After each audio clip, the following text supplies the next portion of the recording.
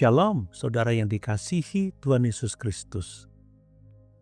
Dalam narasi Alkitab, terdapat momen-momen yang tampak kecil, tetapi syarat makna teologis. Salah satunya adalah ketika Yakub, seorang gembala tua yang dalam pandangan dunia tidak memiliki kuasa apapun, berdiri di hadapan Fir'aun, Raja Mesir, yang pada zamannya memegang supremasi ekonomi dan militer. Di hadapannya, Yakub bukan tunduk meminta belas kasihan, melainkan memberkati. Disinilah Alkitab memperlihatkan satu realitas.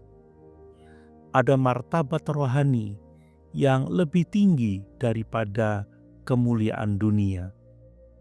Identitas umat Allah tidak ditentukan oleh struktur kuasa duniawi, tetapi oleh relasi dengan Allah yang hidup.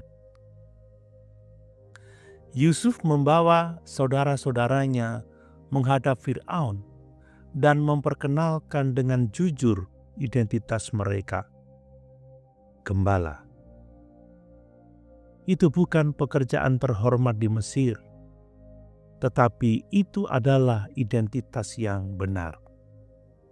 Dari sini kita melihat bahwa orang percaya dipanggil hadir di tengah dunia, tetapi tidak dipengaruhi oleh dunia. Inilah etos umat perjanjian. Tidak menyembunyikan siapa mereka meskipun tidak populer. Yesus berkata dalam doa tentang murid-muridnya, "Mereka bukan dari dunia, sama seperti aku bukan dari dunia." Yohanes 17 ayat 16. Ibadah yang benar tidak lahir dari kompromi identitas. Yakub di hadapan Fir'aun tampak rapuh. Usianya lanjut, perjalanannya penuh derita. Dari perspektif politik, ia tidak memiliki daya tawar. Tetapi dari perspektif kerajaan Allah, ia memiliki otoritas rohani yang lebih tinggi, yakni hak untuk memberkati. Ibrani 7 ayat 7 memberikan kerangka teologis. Memang tidak dapat disangkal bahwa yang lebih rendah diberkati oleh yang lebih tinggi. Alkitab menilai tinggi bukan menurut kekayaan, kuasa, atau militer, tetapi menurut relasi perjanjian dengan Allah. Martabat rohani umat Allah tidak pernah bergantung pada performa duniawi. Memberkati Fir'aun bukan sekedar sopan santun. Itu adalah bagian dari mandat Abraham.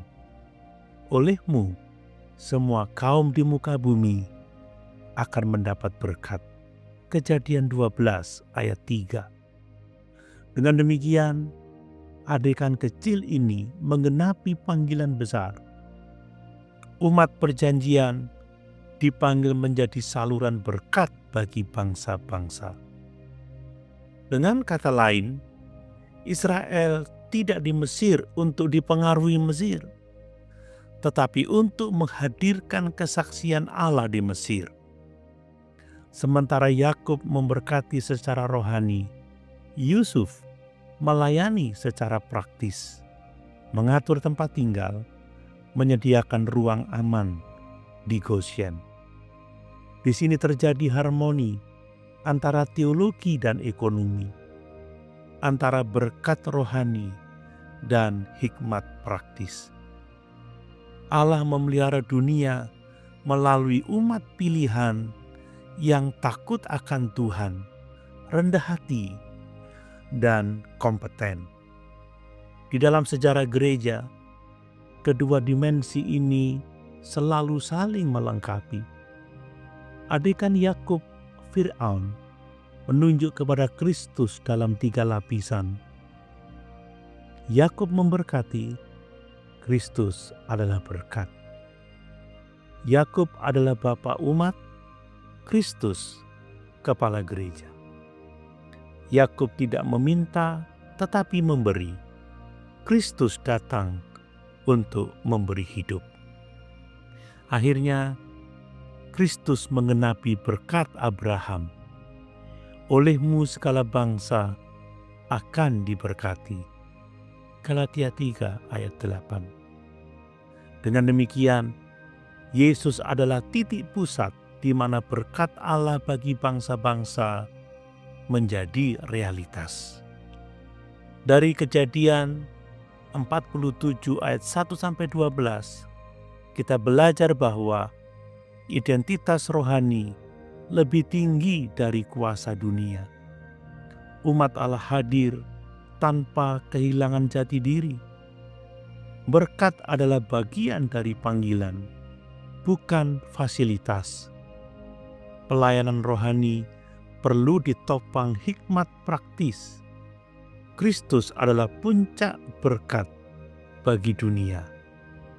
Maka dalam konteks kita sekarang, di dunia pendidikan, saudara hadir sebagai terang. Di pemerintahan, saudara hadir sebagai garam. Di bisnis, saudara hadir sebagai saksi Kristus. Bukan untuk menguasai, tetapi untuk memberkati. Yakub berdiri di hadapan Firaun bukan sebagai pengemis, tetapi sebagai imam perjanjian, membawa berkat Allah bagi bangsa-bangsa. Inilah martabat umat Allah di tengah dunia. Dunia memiliki kuasa, tetapi umat Allah memiliki berkat. Dan dalam Kristus, berkat itu telah mencapai puncaknya. Mari kita berdoa. Tuhan Yesus Kristus, syukur karena Engkau menjadikan kami umat perjanjian-Mu. Ajarlah kami hadir di dunia tanpa kehilangan jati diri, menggunakan hikmat dalam bekerja, dan menjadi berkat bagi sesama. Teguhkan kami untuk memuliakan nama-Mu, baik di tengah kuasa dunia maupun dalam kelemahan kami. Dalam nama Yesus, berkat Allah bagi bangsa-bangsa, kami berdoa. Amin.